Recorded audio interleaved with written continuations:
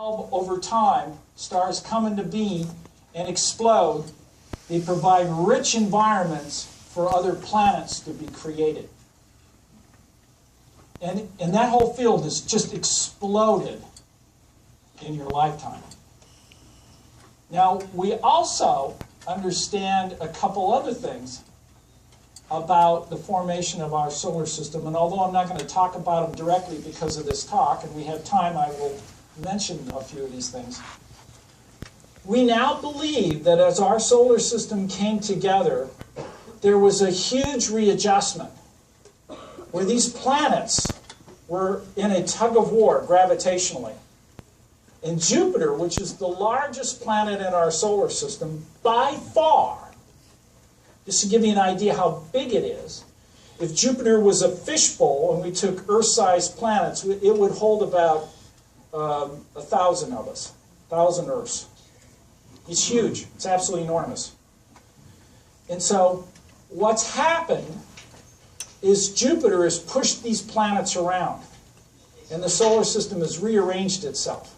That's a brand new concept. That's only about 15 years old, and now we have evidence for that.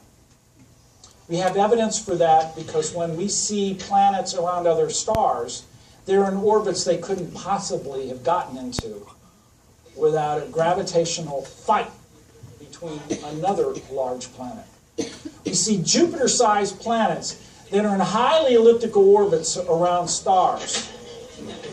Now, when you form planets, everything is this big disk of material that comes together. And so they should be in nearly circular orbits. But in this case, we see these big, huge Jupiters in highly elliptical orbits that could only have come from a gravitational fight with another planet. One lost, was thrown out of the solar system, and one came in. And so that idea has progressed to the point where we are looking for planets without stars. And we're starting to see them too. It's the indication that there are loose planets running around. Okay? That's pretty wild. Another wild idea is maybe everything that we know of today isn't everything in our solar system. There may be another giant planet that used to be part of our set. Okay, something the size of Neptune. Okay, it's called Planet X. Some planetary scientists call it Planet 9.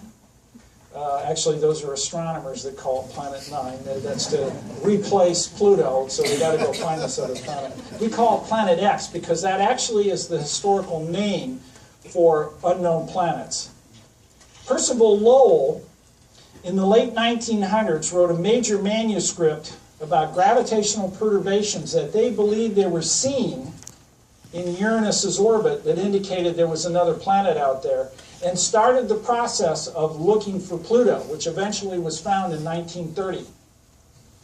And that manuscript is like 80 or 90 pages long. It's full of equations, and he's solving for X, which is the location of that planet. Okay, and that was why he always called it Planet X. Okay? So historically, that's the name of it. And it may actually be out there. We have a lot of indication that it is disrupting objects in the Kuiper Belt.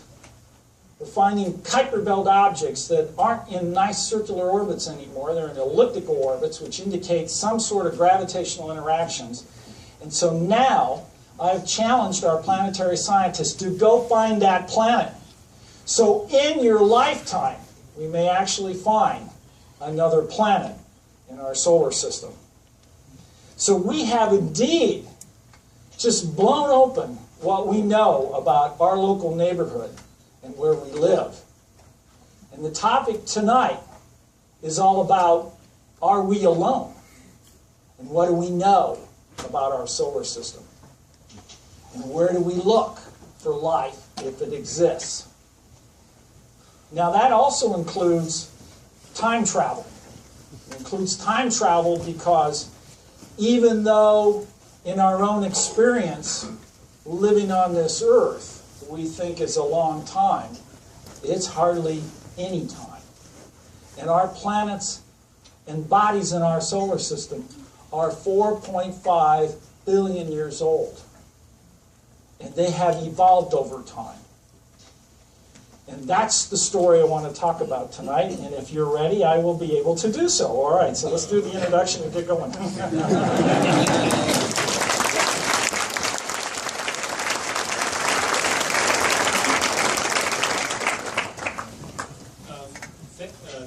is live. I'm not going to create another technology issue. Thank you very much for your patience.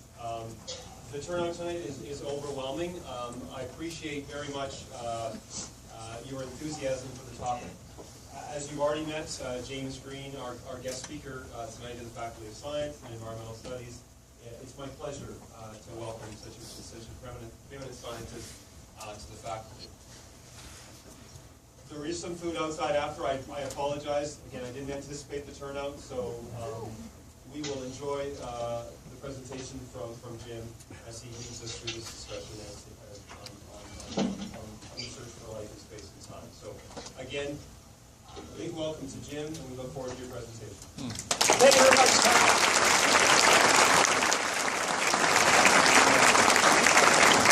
Well, it's a real delight to be here to tell you everything I know about the solar system, and it's all brand new. As I said, we're really literally rewriting the history books of what we know about our planets and the objects that are in it. So tonight, we're going to go on a tour of our solar system in space and time, looking for places where life might exist that it doesn't include the Earth. You know, it's other places in our solar system. And there, turns out, there's a bunch of possibilities. Now, I'll start out right away and say, we have not found life beyond this planet. And I'll make a prediction that in the next 10 years, we will answer the question, are we alone? We are hot on that path, and we're making enormous progress in answering that question. So, if we start from the beginning, about 4.5 billion years ago, a star exploded in our neighborhood, huge supernova, dumping an enormous amount of material into an existing